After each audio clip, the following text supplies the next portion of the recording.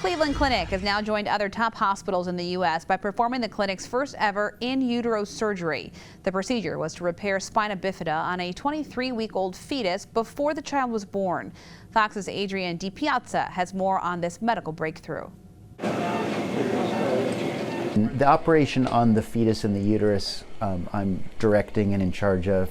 The guidance of where we should open the uterus, the exposure of the baby. Dr. Daryl Cass, director of fetal surgery at the Cleveland Clinic, reflects on the hospital's first ever in-utero surgery to repair spina bifida in a baby at just 23 weeks.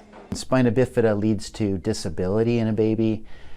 It can cause paralysis of the legs, buildup of pressure and fluid, and that pressure can lead to brain damage.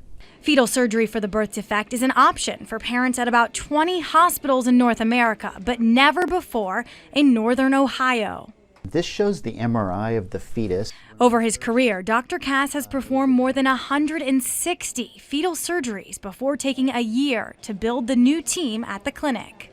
Simulations and walkthroughs and preparations for how the operation would go, how the family's experience would be. The mother is doing well, but isn't ready for an interview. She's allowed the hospital to share video of the surgery. We're scanning with ultrasound, locating the baby, and then we have to open the uterus up. Doctors repair the baby's spine through a tiny opening along her back and then close the uterus. It has to be stitched very carefully, and complications can definitely happen during this entire course. But in this case, the baby's brain was able to develop more fully after the surgery, and the mother carried her child almost to full term. The operation went perfectly, and in fact, the repair on this baby's back is the best that I've seen in the last 20 years. MSU alum and owner of the Cleveland Cavaliers, Dan Gilbert, has been released from the hospital 1 month after suffering a stroke.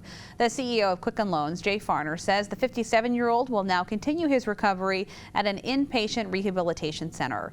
One of Gilbert's last public appearances was introducing former Michigan men's basketball coach John Beilein as the new coach for the Cleveland Cavaliers.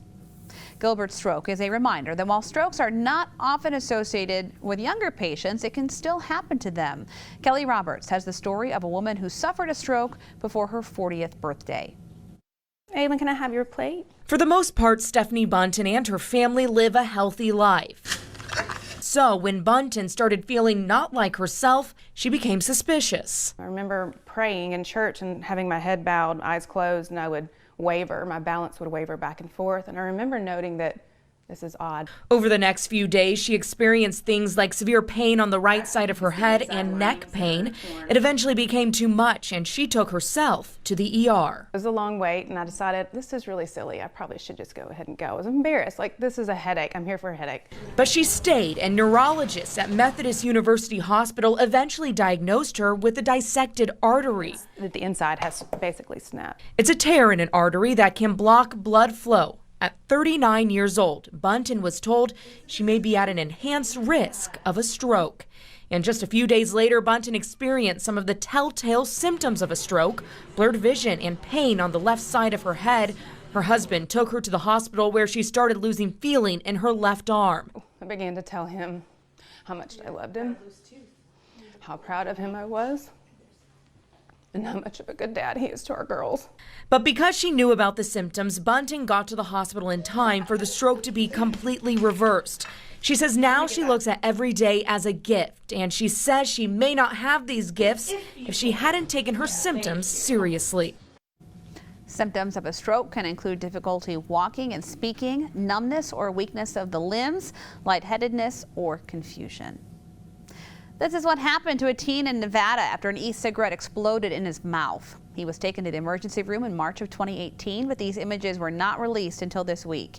The explosion shattered the 17-year-old's jaw, knocked out several teeth, and tore a hole in his gums. Doctors had to wire his jaw shut for several weeks to heal it. The teen has since fully recovered.